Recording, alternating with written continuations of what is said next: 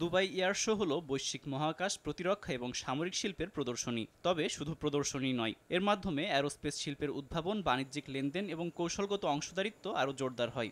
সংযুক্ত আরব আমিরাতের দুবাইতে সাধারণত ২ বছর পর পর অনুষ্ঠিত হয় এ জমকালো আয়োজন। এবছর এর শো অনুষ্ঠিত হয়েছে ১৭ থেকে ২১ নভেম্বর। এবারের এই আয়োজনে অংশ নিয়েছে ১৫০০-এর বেশি আন্তর্জাতিক প্রতিষ্ঠান। ভিড় করেন প্রায় ১.৫ লাখ দর্শক, এভিয়েশন বিশেষজ্ঞ, উদ্যোক্তা এবং ১১৫টি দেশের ৪৯০টি সামরিক ও বেসামরিক প্রতিনিধি দল। কেবল বাণিজ্যিক যাত্রীবাহী বিমানই নয়, বরং সামরিক ফ্লাইট জেট, হেলিকপ্টার, ড্রোন ও মানববাহী আকাশযান সহ নানা আকর্ষণীয় সব আকাশযান উন্মোচন করা হয় এ অনুষ্ঠানে। এই প্রদর্শনী থেকেই ফ্লাই দুবাই ঘোষণা দিয়েছে ১৫০টি এয়ারবাস কেনার। অন্যদিকে এমিরেটস ঘোষণা দিয়েছে তাদের বহরে যুক্ত হচ্ছে আরও ৬৫টি বোয়িং ৭৭৭, যাতে ব্যয় হবে প্রায় $৩৮ বিলিয়ন।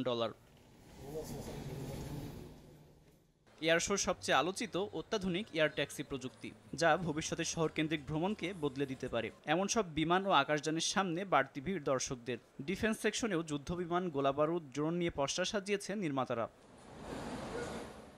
তবে শেষ দিনে ভারতীয় বিমান বাহিনীর একটি তেজস ফাইটার জেট প্রদর্শনের সময় বিধ্বস্ত হয়। দুর্ঘটনায় পাইলট ঘটনাস্থলেই নিহত হয়েছে বলে এক বিবৃতিতে নিশ্চিত করেছে ভারতীয় বিমান বাহিনী। দুবাই এয়ার শোর পরবর্তী ইভেন্ট ২০২৭ সালের ১৫ থেকে ২৯ নভেম্বর অনুষ্ঠিত হওয়ার কথা রয়েছে। আব্দুল মালেক, RTV।